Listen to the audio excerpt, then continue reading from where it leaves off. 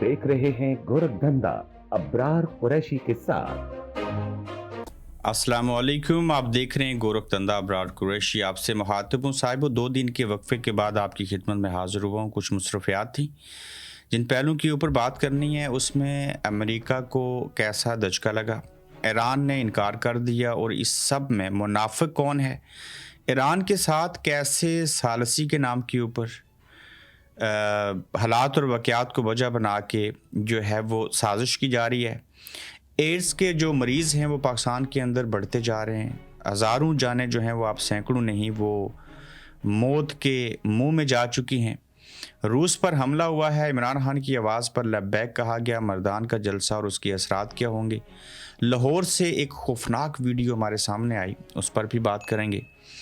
आगे बढ़ने से पहले यूट्यूब चैनल को सब्सक्राइब कीजिएगा और सबसे पहले देखिए कि पाकिस्तान के अंदर दारुल हुकूमत में एक मरतबा फिर से ये बाज़गाश्त सुनाई दी गई कि मुज़ाकरात होंगे। उस सिलसिले में ऐसे सिक्योरिटी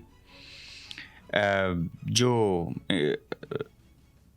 हालात थे उनको मद्देनज़र रखते हुए इंतज़ामात किए गए कि जिसकी रोशनी में अस्पतालों से लेके, होटल से लेके, वॉक करने वाले रास्तों से लेके बिल्कुल बंद कर दिए गए। नोटिफिकेशन जारी किया गया और वो कहते हैं ना, यहाँ पे तो चिड़िया भी पर नहीं मार सकती, बिल्कुल वैसे ही हुआ।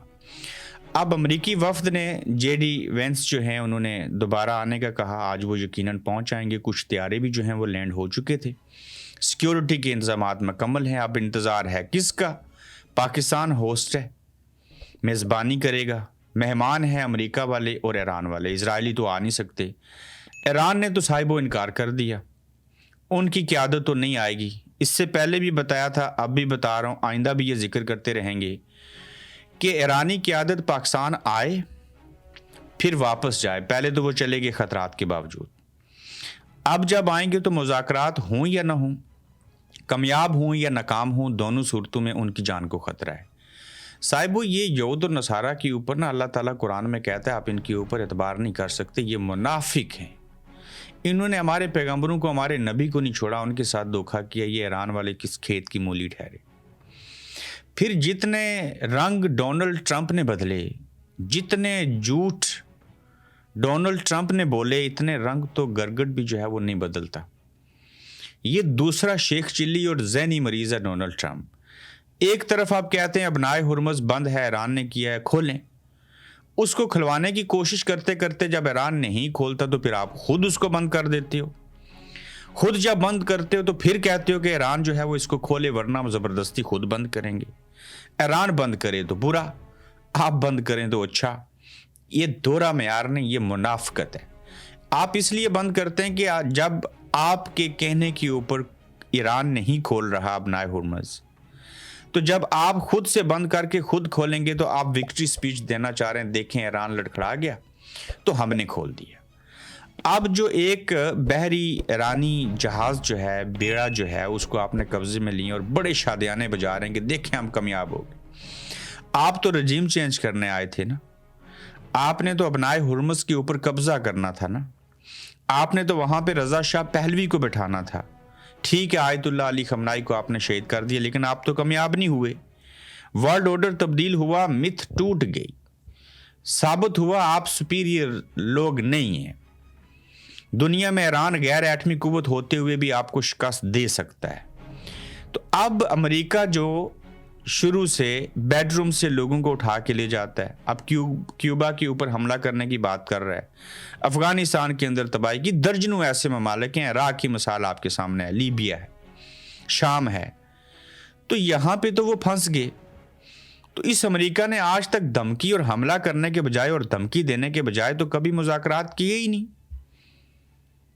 ये पहली दफ़ा है कि ये ऑर्डर देने वाले मुज़ाकरात की टेबल पे आए हैं और बार बार मुज़ाकरात कर रहे हैं। और पाकिस्तान वालों ने इसलिए इतने बड़े इंतज़ामात किए कि डोनाल्ड ट्रंप भी आ जाएंगे, मायदे के ऊपर दस्तखत वो करेंगे। अच्छी बात है पाकिस्तान आए, क्या पता पाकिस्तान आए तो उस मायदे के बाद ये भी कह दें, उसमें दस्तखत करें। पाकिस्तान भी अपनी गुजारिशात पेश करे कि आप ईरान को कहें ना हमें तेल दे, असल वाला तेल, दूसरा तेल नहीं, हम उससे गैस भी ले लें। तो जब ईरानी वफ्द आ ही नहीं रहा, कौन सी सालसी, कौन से मुज़ाकरात, कौन से मायदे, कौन से दस्तखत, कौन डोनाल्ड ट्रंप, تو لہٰذا ایران کو بھی سمجھ ہے کہ یہ سارا ہو کیا رہا ہے. وہ بیوقوف ہوتے تو جنگ نہ ہار جاتے. وہ قوم پڑھی لکھی بھی نہ ہوتی, بیوقوف ہوتی, بوٹ پالش کرنے والی ہوتی, تو وہ کب کی لیٹ نہ جاتی, یہ جرنیل بک نہ جاتے, یہ سارے بھاگ نہ جاتے, یہ امریکہ کا گرین کارڈ لے کے وہیں پہ پناہ نہ لے لیتے. 99% فیمیل کا لٹریسی ریٹ ہے, تعلیم یافتہ ہیں. 94% اوورال وہاں کے لوگ تعلیم یافتہ ہیں, پڑھے لکھے ہیں. 9 کروڑ کی آبادی ہے. 60% PhD پولیٹیشین ہے. وہ بات بھی کرتے ہیں تو طریقے سلیقے سے کرتے ہیں, بونگیاں نہیں مارتے, جھوٹ نہیں بولتے. تو اب ایک طرف آپ فورسز بڑھا لیں مشرق وسطیٰ میں, جن کے 5-6 نام ہیں.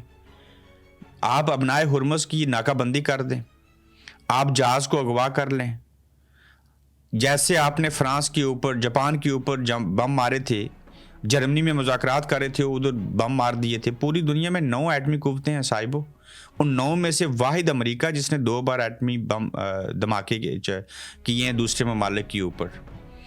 تو جب آپ جرمنی میں مذاکرات کر رہے تھے اور جاپان کے اوپر حملہ کر دیا تھا, تو اسی طرح سے ایک طرف مذاکرات کر رہے ہیں اور دوسری طرف تڑیاں لگا رہے ہیں. تو اب کی بار جو جنگ ہوگی یقیناً ایک نہ ایک دن تو یہ ختم ہوگی. کوئی ایٹم بم نہیں چلا سکتا مائیکل حال, چلائے گا سارے مارے جائیں گے. اور اس کا نقصان کس کو ہوگا؟ اب کی بار ایران کے اوپر جب حملہ ہوگا نا, چھوٹا موٹا یا جیسا بھی, اس نے ان تمام جگہوں کے اوپر لگاتار سٹرائک کرنی ہے. اور یہ اسلامی ملک زد میں آئیں گے. کون؟ سعودی عربیہ, بحرین, کویت, UAE, قطر نے تو ہینڈز اپ کر دیا ہے. تو انہیں کون بچائے گا؟ تو لہٰذا امریکہ کو وکٹری سپیچ دینی ہے, ڈونلڈ ٹرمپ کو للکارنا ہے, بتانا ہے دیکھو میں جنگ جیت گیا. اس کے لیے 2 نقطے ہیں, یورینیم والا معاملہ, ابنائے ہرمز والا معاملہ. ان دونوں میں سے کوئی ایک بات مان لیں اور وہ ثابت کریں کہ دیکھیے یورینیم لے لیا. اب دیکھیں نا, پہلے روس نے کہا ہمیں دے دیں, امریکہ کہتا ہے نہیں اسی کے پاس ٹھیک ہے. اب وہ کہتے ہیں اس کو نا نکارہ بنا دیں. ایران کہتا ہے نہیں 5 سال کے لیے ہم ایٹمی قوت نہیں بنیں گے. امریکہ کہہ رہا ہے 20 سال کی نہیں بنے. اب بات سننے میں آئی ہے 15 سال کے اوپر طے ہو جائے گی. میں کہتا ہوں ایران کہے 100 سال نہیں بننا. وہ جب بنا لیں گے تو کوئی امریکہ روک سکتا ہے, جیسے پاکستان کو نہیں روک سکے. تو جب کرنے پہ آئیں تو سارا کچھ ہو جاتا ہے. لیکن ایران کے ساتھ ایک طرف مذاکرات اور دوسری طرف منافقت کون کر رہا ہے؟ امریکہ کر رہا ہے. تو اب یہ ڈیلیگیشن کون کون سے پہنچے ہیں تھوڑی دیر میں پتہ چل جائے گا, وہ بھی آپ کے سامنے چیزیں رکھیں گے. لیکن واضح طور کے اوپر بیان آیا, جس کی پوسٹ بھی ہمارے پیج کے اوپر آپ نے دیکھی ہوگی, کہ ایرانی وفد امریکہ سے مذاکرات کے دوسرے دور کے لیے پاکستان نہیں جائے گا. ترجمان ایرانی وزارت خارجہ نے افیشل بیان دیا ہے باضابطہ طور کے اوپر. تو اب پاکستان اور امریکی وفد بیٹھ کے نا سیکیورٹی کے بہترین انتظامات ہیں اس میں مذاکرات کریں. ایران کو بھی پتہ ہے کون کیا کر رہا ہے. ایسے مذاکرات نہیں ہوتے ایک طرف فوجیں لے کے آئیں, دوسری طرف جہاز اغوا کریں, تیسری جانب دھمکیاں لگائیں, چوتھی طرف مذاکرات کریں. اور اس چیز میں جس نے 168-170 بچوں کو نہیں چھوڑا, وہ امریکی فورسز کیا ایرانی قیادت کو چھوڑیں گی؟ وہ تو موقع کی تلاش میں ہیں. تو لہٰذا یہ سمجھ ہے ایران کو کہ کیا کرنا ہے اور کس طرف جانا ہے, اور چیزیں جو حالات اور واقعات ہیں وہ کہاں تک خطرناک ترین ہیں. روس کے اوپر حملہ ہوا اور یوکرین نے کیا. یوکرین کی مدد کون کرتا ہے؟ سب کو پتہ ہے امریکہ ہے, اسرائیل ہے اس کے پیچھے. یوکرین نے روس کی آئل ریفائنریز پر رات کے وقت حملہ کیا ہے, جس کے بعد وہاں آگ لگی ہوئی ہے بڑی خوفناک قسم کی.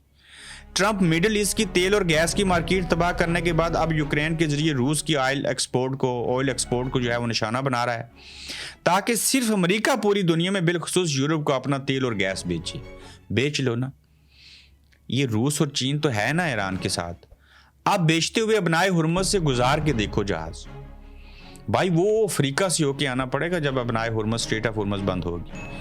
تو آپ چاہتے ہیں کہ آپ کی بادشاہی, یہ پیٹرو ڈالر, یہ IMF, یہ ورلڈ بینک, یہ سپیریئر ہونا, یہ ساری چیزیں قائم رہیں. نہیں, مت ٹوٹ کی ہے. غیر ایٹمی قوت سے آپ جنگ ہارے ہیں, آئندہ بھی ہاریں گے. ایران اگر سرنڈر کرے گا تو یہ پوری دنیا کے لیے خطرناک ہوگا. تو جس کے پاس ایٹم بم ہے اس کو تو ویسے بھی دلیر ہو جانا چاہیے کہ امریکہ اتنا شاہ بہادر نہیں ہے جیسے لوگ سمجھ رہے تھے. تو روس کے اوپر یوکرین کے ذریعے حملہ کرنے کی وجہ آپ کے سامنے آ چکی ہے، ایسے کیوں کر رہے ہیں.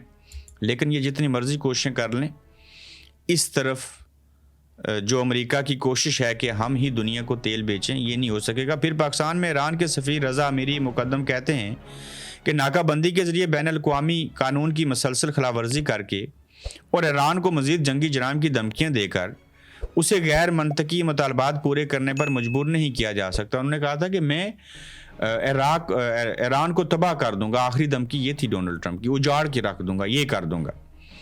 نہ ہی ایسا کیا جا سکتا ہے کہ وقفے سے فضاحت اور بلاغت کے جوڑ دکھا کر یہ دعویٰ کیا جائے کہ ہم سفارتکاری کا راستہ اختیار کیے ہوئے ہیں. مزید کہا جب تک ایران کی بحری ناکہ بندی جاری ہے اختلافات موجود رہیں گے. یاد رہے کہ ٹرمپ نے آج اپنے مذاکرات کار اسلام آباد بھیجنے کا اعلان کر رکھا ہے. دوسری جانب ابنائے ہرمز پر ایران کے ایک بحری جہاز کو بھی قبضے میں لے لیا ہے. ایک بحری جہاز سے قبضہ اس کے اوپر کر کے آپ ایکسپوز ہی ہوئے ہیں، مذاکرات کی میز پہ بیٹھنے سے آری ہوئے ہیں، اور نقصان آپ کو ہی ہوا ہے. جہاز کا چارٹ ڈالیں آپ، ایک دو اور قبضے میں لے لیں، مذاکرات نہیں ہوں گے، جنگ کریں، نقصان ہوگا. بلینز آف ڈالر کا نقصان ہو چکا ہے، 100 بلینز پلس. تو مزید بھی آپ نقصان کیجیے. عوام کو لوٹنے کا ڈھنگ کیسا ہے دیکھیے. گیس کی قیمت 1267 روپے، جبکہ فکسڈ چارجز 1550 روپے، میٹر کا کرایہ 41 روپے، جنرل سیل ٹیکس 514 روپے، اور یوں ٹوٹل بل کی قیمت ہوئی 3370 روپے. عوام کو لوٹنے کا عمل جاری اور ساری ہے، اور ہم ٹھہرے کہ پتہ نہیں کیا کیا ہو گیا. اچھا، موازنہ کرتے ہیں فیلڈ مارشل صاحب، جن کو سیاست میں جب حلف لیتے ہیں نا، کبھی حلف سنیے گا یوٹیوب کے اوپر لے کے، میں اللہ کو حاضر ناظر جان کر اس بات کا ارادہ کرتا ہوں اور وعدہ کرتا ہوں کہ میں سیاست کے اندر کبھی بھی مداخلت نہیں کروں گا. فوج لیتی ہے نا حلف. اب کہتے ہیں جی کہ فیلڈ مارشل صاحب بڑے پاپولر ہو گئے عمران خان کے مقابلے میں. میں کہتا ہوں اس کو بھی اڈیالہ جیل سے نکالیں، ان کو بھی وردی پہنائیں، سڑک پہ چھوڑ دیں دونوں کو اکیلا، اور دیکھیں لوگ کس کو ملنے آتے ہیں. میں کہتا ہوں ایک جلسہ ہی نہ رکھ لیں، تمام پاکستان کی سیاسی پارٹیاں ایک طرف، فوج بھی ان کے ساتھ ہو جائے، عمران خان کو ایک طرف رکھیں، کر لیں مقابلہ. سروے کرنے کی تو ضرورت نہیں ہے، میں اپنے پیج پہ سروے کروں گا تو وہاں پی ٹی آئی والے زیادہ سوشل میڈیا پہ ہیں، وہ آ کے جتوا دیں گے عمران خان کو. کیوں نہ پریکٹیکل کام کیا جائے. تو بھائی کو موازنہ ہے ایک جمہوری بندے کا، ایک جیل میں بیٹھے قیدی کا، اور ایک فیلڈ مارشل کا، اور ایک آزاد بندے کا قید والے کے ساتھ، پھر بھی ہارے ہوئے ہو. تو یہ پہلے آپ لوگوں کے ذہن خراب کرتے تھے، آپ نہیں ذہن خراب ہو سکتے. عوام کو لوٹتے جاؤ، اپنی بلے بلے کرواؤ. بھائی جنگ وہاں ہو رہی ہے، سالس ہم بنے ہیں، بہت اچھی بات ہوئی، چیزیں ہماری پہچان بنی، مزید پہچان بنی، ہم توجہ کا مرکز بنے. اس میں عوام کو کیا فائدہ ہے؟ پاکستان کے عوام کو کیا فائدہ ہے؟ امن ہوگا، ٹھیک ہے. اب تو جب سے جنگ جاری ہے، بلکہ لوگ دعائیں کرتے ہیں کہ یہ اللہ کرے مذاکرات ہوتے رہیں، جنگ جاری رہے. نہ کوئی بی ایل اے حملہ کر رہا ہے، نہ کوئی ٹی ٹی پی ہے، نہ کوئی وادی تیرا کا مسئلہ ہے، نہ کوئی پریس کانفرنس ہو رہی ہے، نہ کوئی افغانستان کے اوپر حملے ہو رہے ہیں. تو بہتری ہے نا اس میں پاکستان کے لیے. مذاکرات ہوگی تو شاید یہ کہانی پھر شروع ہو جائے. جب مذاکرات ناکام ہوئے ہیں تو یہ معاملہ نہیں ہو رہا. پاکستانیوں کے نمائندوں کی حالت زار دیکھیے کہ اسلام آباد قومی اسمبلی کے 26ویں سیشن میں ارکان کی کارکردگی مایوس کن رہی، اور وزیر اعظم پورے سیشن میں ایک بھی بار ایوان میں نہ آئے. 51 ارکان مکمل طور پر غیر حاضر رہے. 333 کے ایوان میں صرف 66 ارکان ہی تمام اجلاسوں میں شریک ہوئے، اور 80% ارکان نے کم از کم ایک حاضری بھی نہیں دی. قائد حزب اختلاف صرف 3 اجلاسوں تک محدود رہے، جبکہ 19 وزراء میں سے محض 4 سوالات کے جواب دینے ایوان تک پہنچے، اور 5 وزراء پورے سیشن میں نظر ہی نہیں آئے. صاحبو، ایک تو جو مردان کا جلسہ ہوا، جنگوں کی باتیں کر کر کے نا حملے کا ہی لفظ منہ سے نکلتا ہے. اس میں عمران خان صاحب کی ہدایت تھی کہ آپ یہ دن کی روشنی میں کریں، انہوں نے کیا. خان صاحب نے بھی اسی جگہ کے اوپر جلسہ کیا تھا، لیکن ظاہر ہے خان صاحب ہی ہیں. پھر اس کے باوجود خان کی نہ تصویر تھی صرف، نہ وہ خود جیل میں. اس بندے کی آواز کے اوپر لبیک کہتے ہوئے لوگ آگے، پتہ چل گیا لوگ نکل سکتے. میں مانتا ہوں کے پی کے اپنی حکومت، اپنے عوام، اپنے ووٹر، اپنا خرچہ، تو وہاں جلسے کا کوئی امپیکٹ نہیں. لیکن لوگ اس بات کو سمجھ رہے ہیں کہ جب خان بلائے گا تو ہم نے آنا ہے، اور یہ ثابت ہوا کہ لوگ آج بھی عمران خان کے کہنے کے اوپر نکلتے ہیں. اور سہیل افریدی نے اس پورے جلسے میں جو تقریر کی اس میں انکشاف یہ ہوا کہ میں نے عمران خان صاحب کو جیل میں پیغام بھیجا تھا، میں تیار ہوں، عوام تیار ہیں، بتائیں کب اسلام آباد پہنچنا ہے۔ تو خان صاحب نے کہا نہیں ابھی نہیں، میری کال کا انتظار کرو۔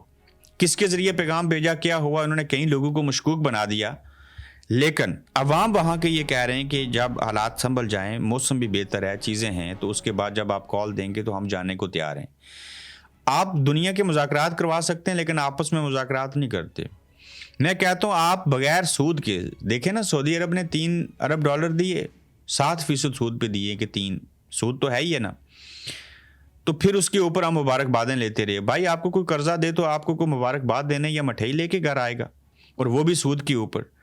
جتنی مرضی کوششیں کرنے، جب تک ملک کے اندر سیاسی عدم استحکام رہے گا تب تک معاشی استحکام نہیں آئے گا۔ یہ ایک رول ہے۔ ایک گھر کے اندر بھی لوگ لڑائی جھگڑا کرتے رہے نا، یا ایک چھوٹی سی دکان ہی کیوں نہ ہو پکوڑے سموسوں والی، وہاں پہ 2 مالک اور ملازم آپس میں لڑائی کریں نا تو لوگ خرید و فروخت کرنے نہیں آتے۔ اس ملک کے اندر کیسے سرمایہ کاری آئی؟ یہ پتہ نہیں کیسے نظام چل رہا ہے اب تک۔ تو مردان کے جلسہ جو تھا وہ آپ بتائیے کامیاب تھا یا ناکام تھا؟